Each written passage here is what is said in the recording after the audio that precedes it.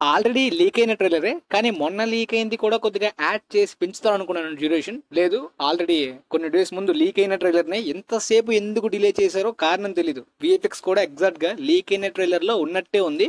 అంతకుముందు first trailer release అయిన టైంలో లీక్ అయిన ట్రైలర్ అయితే విఎఫ్ఎక్స్ వర్క్ అవ్వనట్టుంది అండ్ మృణాల్ ఠాకూర్ చాలా మంది ఉన్నారు, బట్ ఇందులో అవేమీ చూపించలేదు.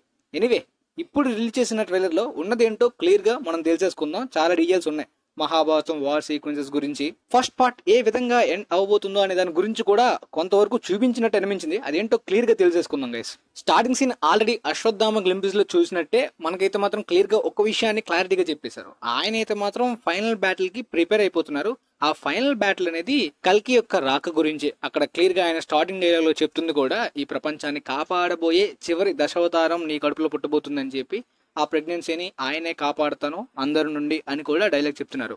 సో అశ్వత్థామ లాంటి లెజెండరీ ఇమోర్టల్ క్యారెక్టర్ అస్సలు పొరబడే ఛాన్స్ లేదు. ఎందుకంటే ఒక థియరీ ఉంది, చాలా మంది ఆ కడుపులో ఉన్నది కలిపురుష అయ్యి ఉండే అవకాశం ఉంది. ఎందుకంటే కమల్ హాసన్ గారి పాత్ర సుప్రీం యాస్కిన్ అని కన్ఫర్మ్ అయింది.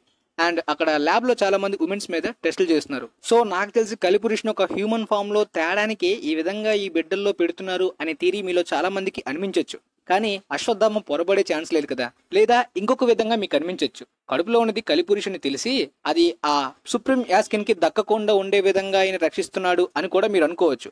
ఒకవేళ అలా అనుకున్నా ఆయన బిడ్డతో పాటు ఆమెని శంబాల వరకు తీసుకెళ్లాల్సిన అవసరం లేదు.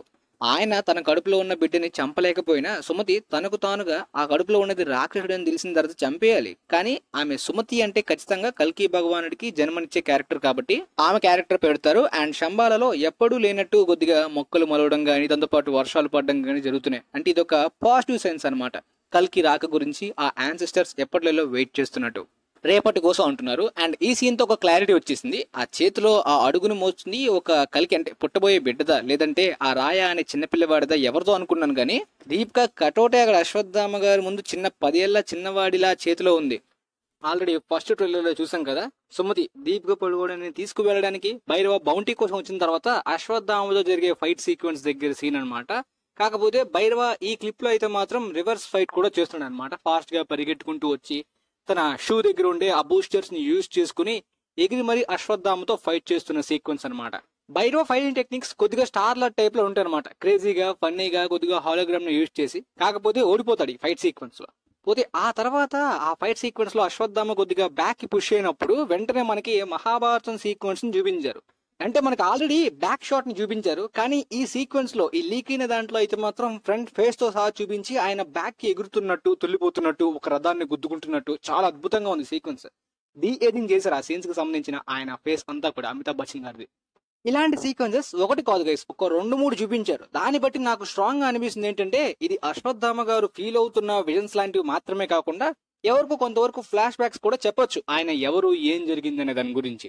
కురుక్షేత్రానికి సంబంధించి 1-2 సీన్స్ కాదు గైస్, డైరెక్ట్ గా అభిమన్యు భార్య మీద, ఆ కడుపులో ఉన్న బిడ్డ మీద అశ్వత్థామ గారు బ్రహ్మాస్త్రాన్ని ప్రయోగించే సీన్స్ ని కూడా చూపించేశారు. అంటే ఆమె భవంతిలోని బాల్కనీ దగ్గరకు వచ్చి నించుంటుంది, సడన్ గా ఆమె స్టమక్ లోకి వచ్చి ఆ వెపన్ అయితే తగులుతుంది అనమాట. ఆ నెక్స్ట్ షాట్ మాత్రం హైలైట్, ఒక పెద్ద గద వచ్చి తగలగానే రథం మొత్తం ముక్కలైపోతుంది, లైక్ భీముడు గదిలా ఉందనమాట.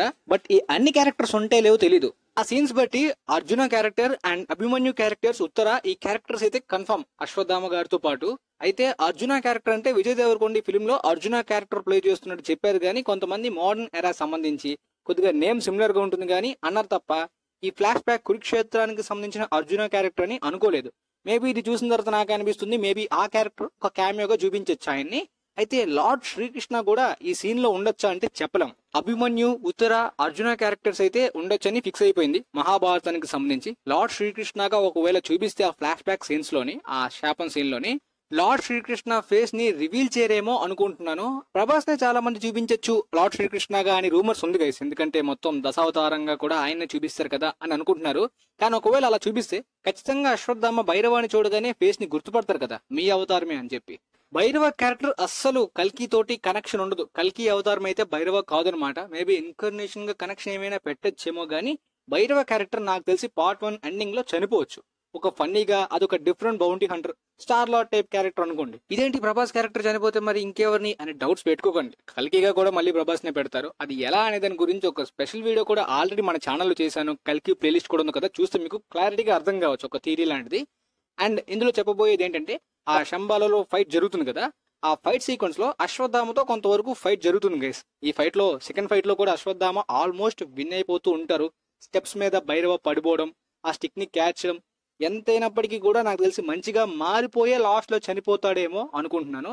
ఆ చనిపోయే లోపు పుట్టబోయే కల్కి బిడ్డకి ఇన్కర్నేషన్ గా భైరవ తోటి కనెక్ట్ చేసే విధంగా విలన్స్ విన్ అవుతారు. కాకపోతే ఇన్కర్నేషన్ గా ఆ విధంగా కల్కి ట్రాన్స్ఫార్మ్ అయ్యేలాగా భైరవ రూపంలో ఆ విధంగా స్టోరీని ఫస్ట్ పార్ట్ లో ఎండ్ చేయొచ్చని అనుకుంటున్నాను నేను.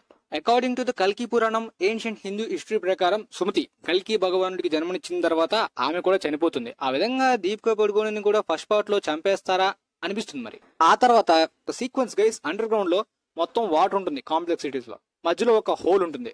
ఆ ఎల్లోగా గ్లో అవుతున్న హోల్లో గాల్లో కూర్చున్నట్టు కమల్ హాసన్ గారు కనిపించారు. సడన్ గా ఐస్ ఓపెన్ చేస్తారు కదా ఫస్ట్ ట్రైలర్ లో, అలాంటి షాట్ అనమాట.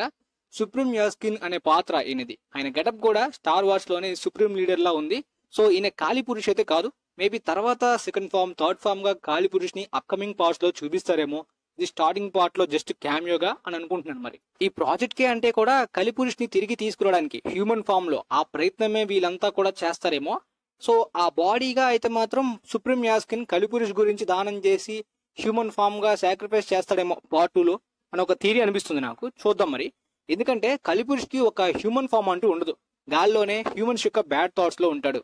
అండ్ ఈ సీన్ ని క్లియర్ గా అబ్జర్వ్ చేస్తే పక్కన ఉన్న బాక్సెస్ ఆ రౌండ్ సర్కిల్స్ లో కూడా సేమ్ ఈ కమల్ హాసన్ లాంటి బాడీ లాగే ఇంకొక పార్ట్స్ ఉన్నాయి అనమాట. అంటే పుట్టబోయే బేబీస్ లాగా, లైక్ ఎగ్స్ లాగా. నాకు అనిపించింది ఏంటంటే సుప్రీం యాస్కిన్ తన ఇమోర్టాలిటీని కాపాడుకోవడానికి తన ప్రాణాన్ని అయితే మాత్రం ఈ బిడ్డల ద్వారా ఈ విధంగా బాడీస్ గా క్లోన్స్ గా యూజ్ చేసుకుంటున్నాడు. అందువల్లనే ఈ ఉమెన్స్ ని ఈ ల్యాబ్ టెస్ట్లకి ఉపయోగించుకోవడానికి ప్రయత్నిస్తున్నాడు. ఈ సుమతి ఈ ల్యాబ్ నుండి పరారైపోయింది. ఆమె కడుపులోనే కల్కి భగవానుడు పుట్టబోతున్నాడు. ఆమెని కాపాడడానికి శంబాలలోని చాలా పెద్ద యుద్ధం అనమాట. ఈ యుద్ధంలోనే చాలా మంది చనిపోతున్నారు.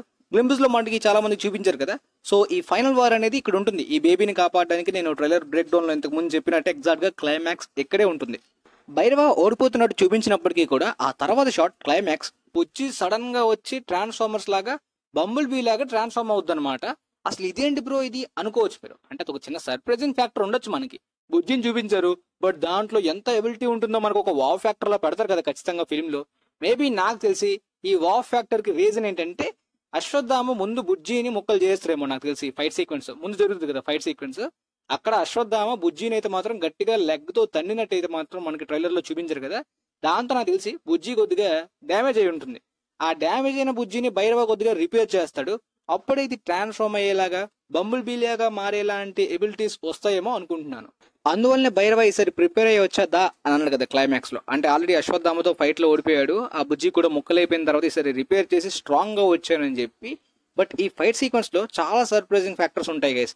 ఈ బుజ్జి ట్రాన్స్ఫార్మర్స్ లా మారడం మాత్రమే కాదు, మొత్తానికి వీళ్ళు ఓడిపోయే ముందే భైరవ కూడా కొద్దిగా ఈవిల్ టైప్, అంటే వీళ్ళకి రైడర్స్ కి హెల్ప్ చేస్తున్నాడు బౌంటీ గురించి. మీరు క్లియర్ గా చూడొచ్చు. ఇక్కడ వీళ్ళు శంబాల నగరంలో ఉన్న ఈ ప్రొటెక్టర్స్, అదే ఈ రెబెలియన్ అంతా కూడా బుజ్జి మీద అటాక్ చేస్తున్నారు. అండ్ భైరవ హాలోగ్రామ్ టెక్నిక్ ని యూజ్ చేసి అశ్వత్థామలా కూడా చేంజ్ అవుతాడు అనమాట. ఆ సీక్వెన్స్ అశ్వత్థామ వర్సెస్ అశ్వత్థామ ఇంతకు ముందు లీక్ అయిన ట్రైలర్ క్లిప్ లో ఉంది. అది చాలా మంది టైం ట్రావెల్ అనుకుంటున్నారు, కానీ టైం ట్రావెల్ కాదు, హోలోగ్రామ్ అనమాట. సో అక్కడితో ట్రైలర్ అయితే ఎండ్ అయింది. ఎమోషనల్ సాంగ్ ఆ బీజం కొద్దిగా ట్రైలర్ లో సెట్ అయినట్టు అనిపించలే. మరి రెగ్యులర్ ఆడియన్స్ కి ఎలా కనెక్ట్ అవుతుందో చూడాలి. ఓవరాల్ గా మీకైతే క్లారిటీగా అర్థమైంది అనుకుంటా. రిమైనింగ్ గా ఈ ఫిల్మ్ లో ఇంకా చూపించకుండా దాచిన ఒక ఇంపార్టెంట్ మ్యాటర్ గురించి తర్వాత వీడియోలో మాట్లాడుకుందాం. వీలైతే వీడియో మీ ఫ్రెండ్స్ కి కూడా, ఈ ఫిల్మ్ మీద ఇంట్రెస్ట్ ఉన్న వాళ్ళకి షేర్ చేయండి. And thanks for watching guys.